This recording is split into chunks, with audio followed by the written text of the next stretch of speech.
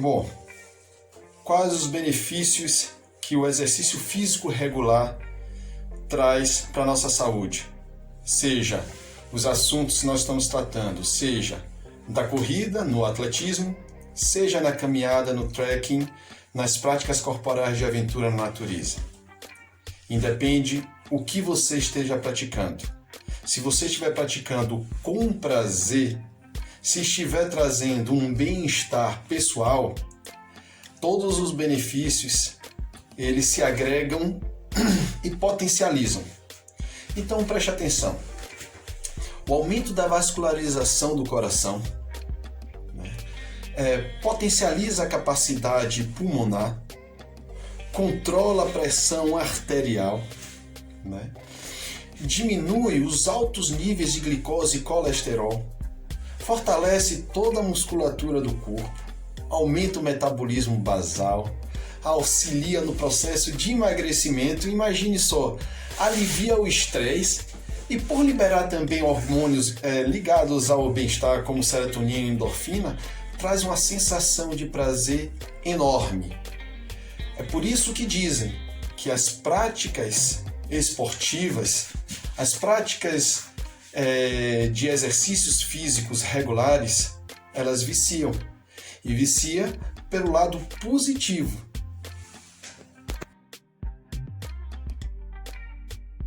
Primeiro vamos entender um pouco da composição do nosso corpo para entrar na primeira relação que é a água, a hidratação. 70% do nosso organismo é composto por água. Todas as ações metabólicas de transferência de energia são realizadas na presença de água. Existe receita de bolo que dizem que as pessoas devem consumir mais ou menos 2 litros de água por dia. Vamos fazer um cálculo dentre tantos que existe. Vamos estabelecer que 35 mililitros de água deve ser consumido por quilo. Então, para que isso fique claro, se você tem 60 quilos, por exemplo, 60 quilos vezes 35 mililitros, eu fiz uma continha, anotei aqui para não errar, ele dá aproximadamente 2 litros de água por dia. Se você tem 70 quilos, vezes 35 mililitros de água, é o que vale a aproximadamente 2,5 litros. É óbvio que isso aí tem outros fatores que interferem, seja qual atividade você está desenvolvendo, qual alimentação você está ingerindo para que possa utilizar mais água ou menos água para o metabolismo, dentre tantos outros fatores. Mas o importante é que se faça um consumo regular de água. A água ela deve ser consumida diariamente, no decorrer do dia, em pequenos goles, mas suficiente para você estar satisfeito nesse consumo. O ideal e a dica que eu dou é que cada um de vocês tenha uma garrafa. Você consegue regular melhor assim. Então, por exemplo, se sua garrafa tem 500 mililitros e você tem 60 quilos, você vai beber essa garrafa, tá certo? Pelo menos 4 vezes. E assim ter 2 litros de água.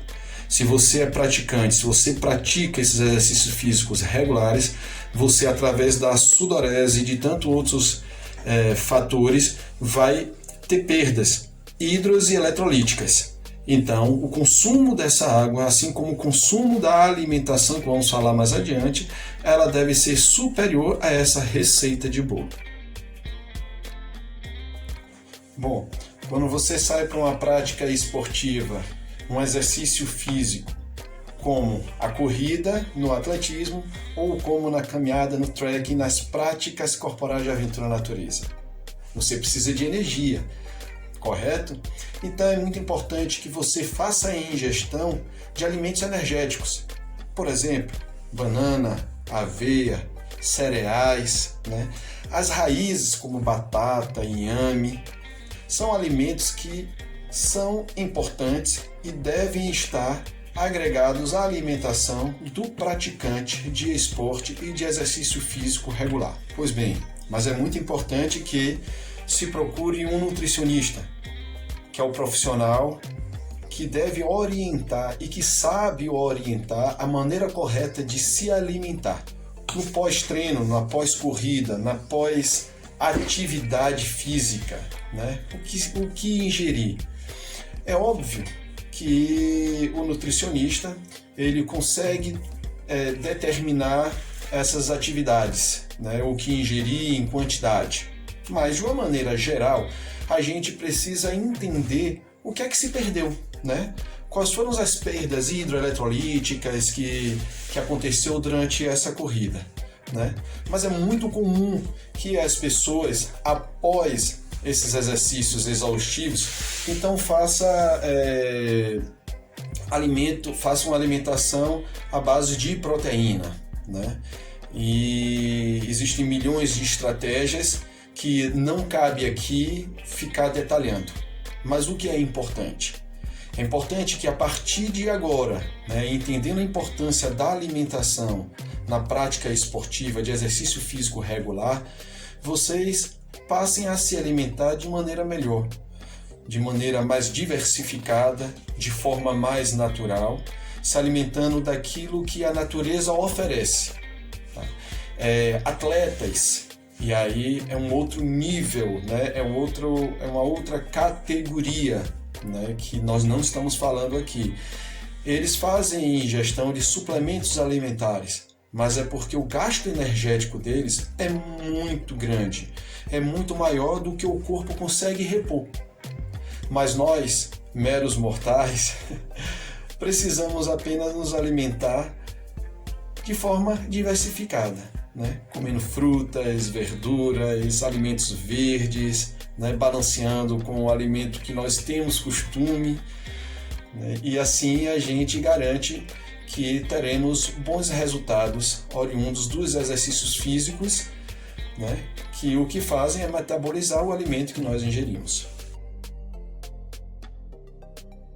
Após uma prática esportiva, um exercício físico extenuante, né? Uma corrida puxada, uma trilha subindo uma serra ou Morro Branco, por exemplo, é óbvio que vai exigir muito do organismo, das suas fibras, das nossas fibras musculares, né?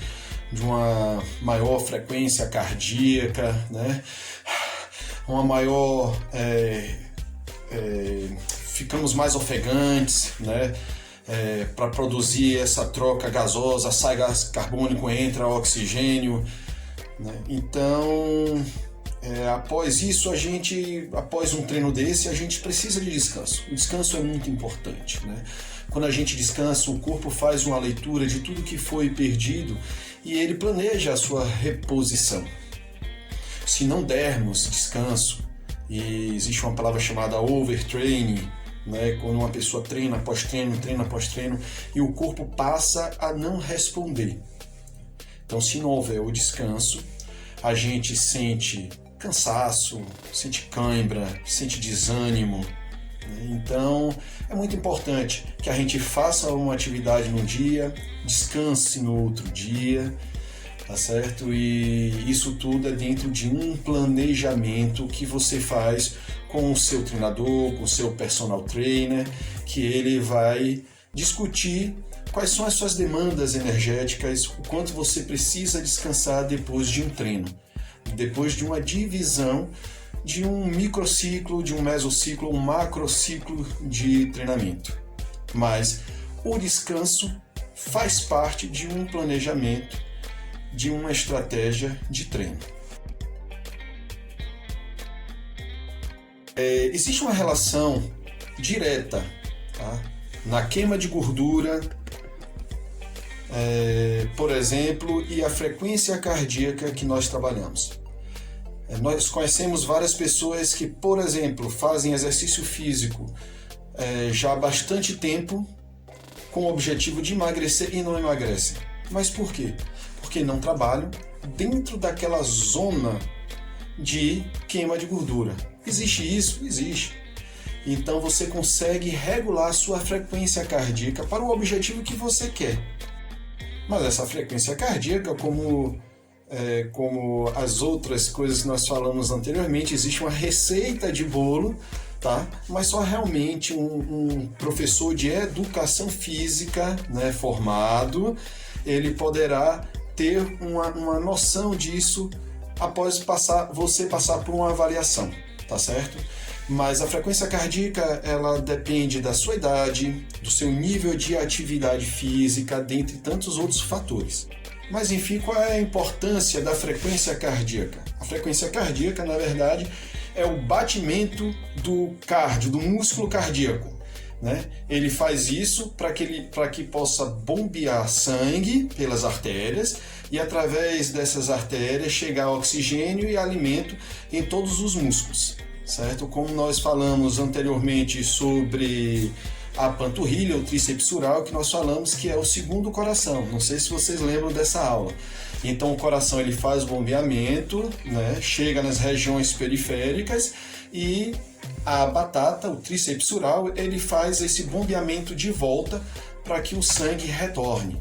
Por isso se diz que uma das coisas importantes na prática de exercício físico, como caminhada e como corrida, é que ele faz esse bombeamento do retorno venoso.